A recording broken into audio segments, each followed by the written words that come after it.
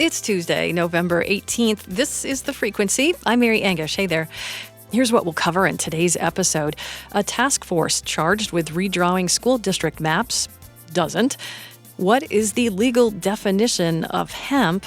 And what it's like to have to make that difficult decision to move a loved one with dementia to a memory care facility. First, some news. The task force that Vermont lawmakers assigned to propose new school district maps for the state has voted not to do that. The intent of the legislature's order was to consolidate services and save money. But last week, the task force voted 8-3 against a proposal that would create 14 new school districts and supervisory unions. Group members argued it would not reduce costs. Instead, they put forth a proposal that emphasizes voluntary school mergers and creates regional agencies to help districts share services like transportation. Republican Governor Phil Scott says the choice was a failure. He signaled in his weekly press conference last week that he may work with lawmakers to replace some task force members if needed to find people who are willing to redraw those district maps. The task force will meet once more, and then they'll publish a final report in December. A provision in the bill that ended the government shutdown last week has ramifications for Vermont's hemp industry. The legislation clarifies the definition of hemp and bans all hemp-derived products that contain THC. Those were previously legal under the 2018 Farm Bill. So attorneys general from a few dozen states, including Vermont's AG, Charity Clark, had sent a letter to Congress last month requesting clarification on the definition of hemp. She says there was national support for the change. Ideally, we would also have a national cannabis law, but there is not a lot of agreement among the states about that. There does, however, appear to be a lot more agreement among the states when it comes to these hemp products that are infused with the synthetic THC. But some producers of hemp-based CBD and low THC infused products say the new law will hurt businesses in Vermont and also around the United States. Those changes would go into effect next year. We mentioned last week that the Vermont Republican Party elected its new chair, Paul Dame from St. George, serving his third term. And this past weekend, the Vermont Democratic Party elected its new leader, Lachlan Francis, a political consultant from Westminster and the former chair of the Windham County's Democratic Committee, was elected over the weekend at the state Democrats' biennial reorganization meeting. Francis is 29 years old, making him one of the youngest state Democratic Party chairs in the country. That's from VT Digger. He succeeds outgoing party chair Jim Ramsey, who has held the job on an interim basis since February. And the University of Vermont men's soccer team is looking to defend their national championship after capturing the top spot in the America East last weekend. The Catamounts defeated the Bryant Bulldogs 2-0 at Virtue Field, scoring both goals in the first half.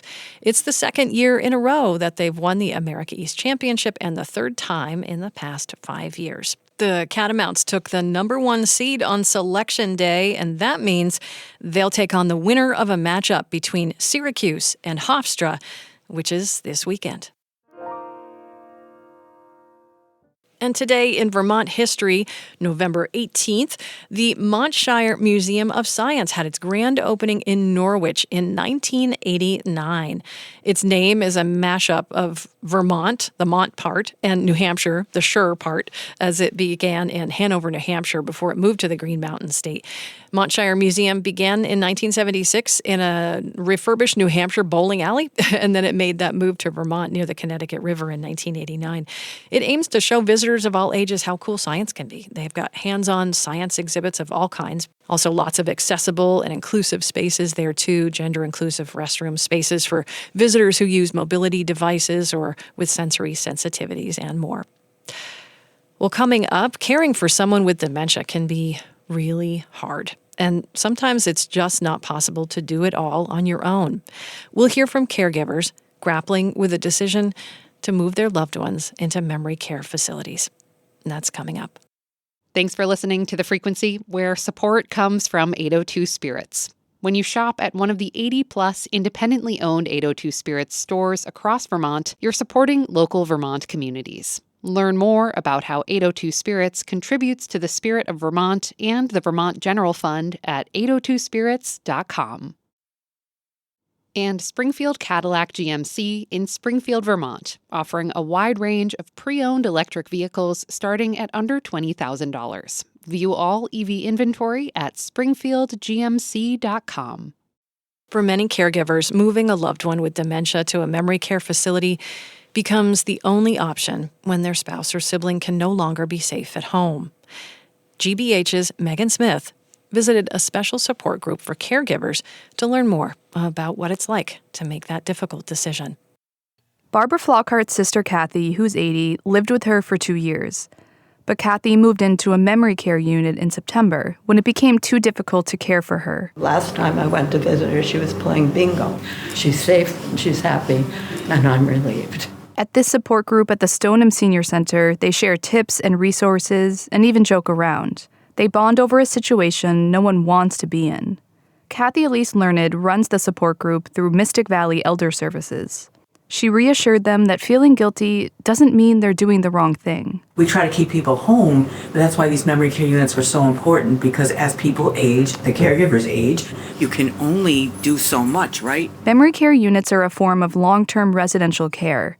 They have specially trained staff, physical features to prevent wandering, and structured activities for people with dementia.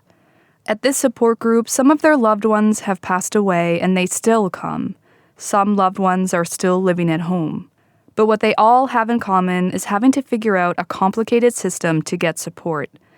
Like Susan Todino.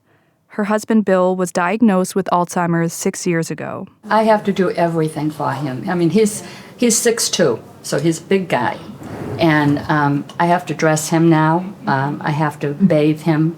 I have to clean up when he goes to the bathroom. She finally got him on a waiting list last summer for a memory care unit at the Veterans Home at Chelsea, a state-run residential program for eligible veterans. We'll be married 60 years in January. And we've never been apart except for when he was in Vietnam. They just found out he will move into the unit next week after waiting more than a year. Still, the decision weighs on her. And you make these promises to each other, I'll never put you anywhere, I'll always take care of you, But you get to a point where you can't do it anymore. Todino isn't alone at this meeting. It's incredible because the guilt.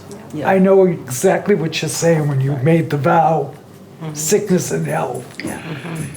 It's out the window now. Bob Marcelino and his husband Bill have been together for 52 years.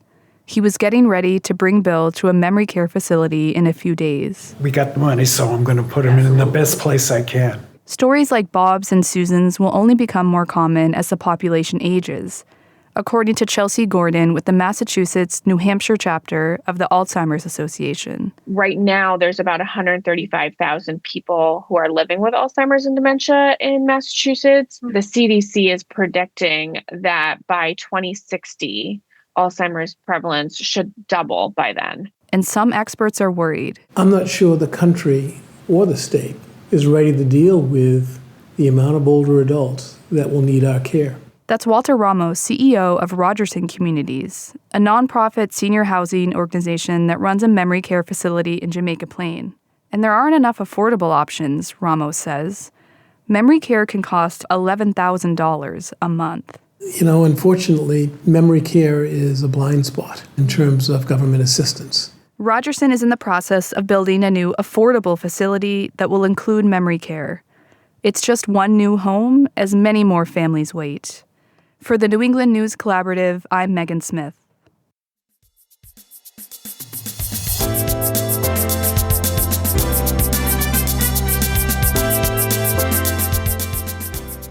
That's the frequency for today. And this daily news podcast is still under construction. We're moving some furniture around, changing some things up a bit, and we really welcome your feedback. If you can, send us a note to thefrequency@vermontpublic.org. We had additional reporting today from Nathaniel Wilson and the New England News Collaborative. Adia Golston is our producer, with Stephanie Colombini editing. Peter Engish composed music in today's episode with interstitial music from Blue Dot Sessions and Universal. Today in Vermont History is from Vermont History Explorer. We'll talk to you again tomorrow.